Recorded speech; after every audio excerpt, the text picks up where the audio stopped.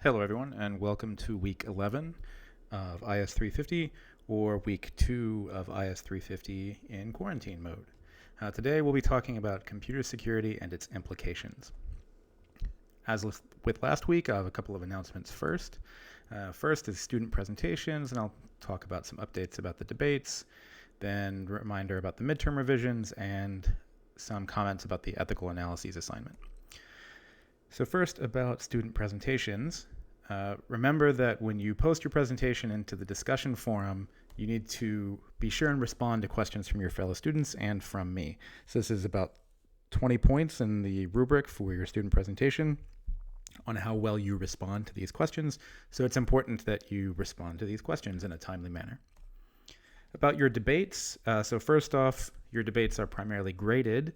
The main thing that I have left to do is the integration of the post-debate polls. Prior to those polls, though, the current average is about 91 across the 8 teams. So once that's done, then I'll post the rubrics for those and your grades on Canvas. Also note that your peer evaluations are due today, and you need to get those in for all of your fellow teammates. Regarding midterm revisions, just a reminder that your midterm revisions are due tonight by 11:59. So if you correct any mistakes that I highlighted in the rubric for your midterm and you upload a fixed version, I'll regrade and give you back some points for that. All right, now the ethical analyses assignment that you did a couple months ago, I have graded most of them. A couple of points about it. The first is that lots of people got points off for the ethical theories. So as a reminder, go back to week 6 for a breakdown on applying ethical theories there. I'll talk more about this next week when I go through the ethical analysis assignment. But the main thing is, like, if you are talking about Kant, you need to be talking about rules and the categorical imperative. If you are talking about act utilitarianism, you need to make sure you're mentioning some kind of metric, these kinds of things. And when you give a recommendation at the end of your assignment for what action would you do, you really need to justify that recommendation by going back to your ethical analyses. So it's not necessarily a question about what you would do. It's that given the analyses that you've provided in your assignment and the ACM Code of Ethics that you've discussed, what do you think is the most supported action given those things? You can definitely try and justify whatever action you would choose to do, but you need to make sure that you are relying on your ethical analyses in your ACM Code of Ethics. For the current event presentations, just a reminder, the presentations for today are Nilofer, Matt, Jeremiah, Olajuwon, and Anshul. So those will be posted to the student presentation discussion forum. Be sure and review those and ask questions of your fellow students.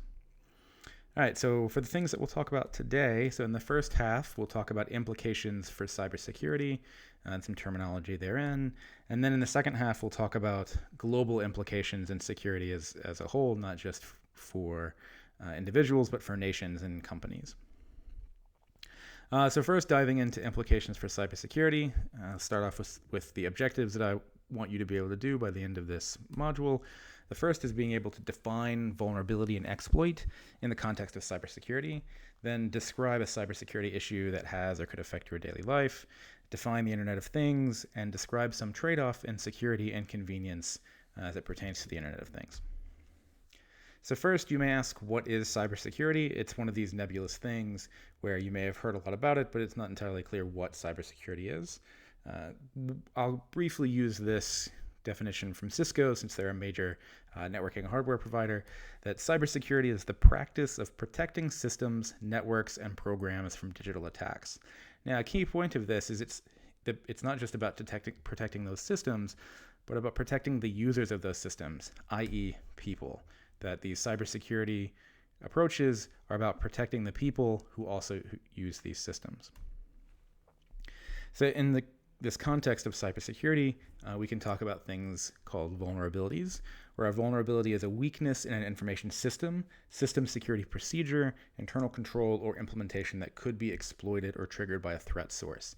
Now, the key thing I'll note here is that this could be, or vulnerability could exist not just within a system, so not just within a computer that you might think of, but also within the procedures around these systems.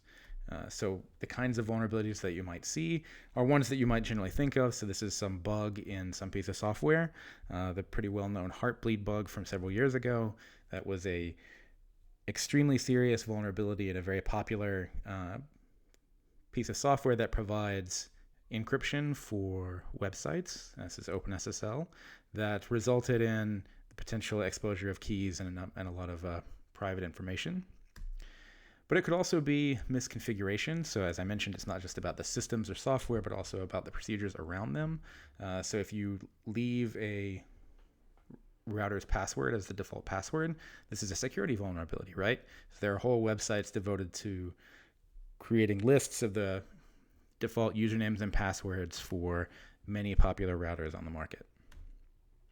But also, as I mentioned, going forward into more procedural things. So if you've ever seen the movie Hackers, which is a terribly great movie that I would highly recommend, there's a scene where Dade, our protagonist, is calling a security guy at some local TV station, and then dazzles the security guy with a bunch of tech jargony sounding kinds of terms like my BLT drive. And this guy is the vulnerability in this system. So this hapless security worker is basically fooled into revealing some sensitive information, specifically modem telephone number that Dade is able to call into and then take control over the playback of a particular television station run by OTV. So this is called social engineering, where it's not necessarily a system that's involved with the vulnerability, but the procedures around or the individuals around the system. Building on top of vulnerabilities, we also have exploits. That is, the means through which a particular vulnerability is leveraged for malicious activity. So there are many examples of this as well. This is an example from a really excellent webcomic called XKCD, where a mother claims to have named her son Robert, apostrophe, parentheses, semicolon, drop table students. This is the actual exploit here. This is called a SQL injection attack. It's basically if you are not doing sufficient validation or sanitization of random inputs, then you open your databases up to potential security issues, i.e. this kind of exploit. In this hacker's example, the exploit is Dade using this techno jargon to fool our vulnerable security guard. So the next thing I want to do is play for you a good TED Talk called The 5 Laws of Cybersecurity. I'll drop out of the presentation and then post a link to this YouTube video so you can watch it on YouTube.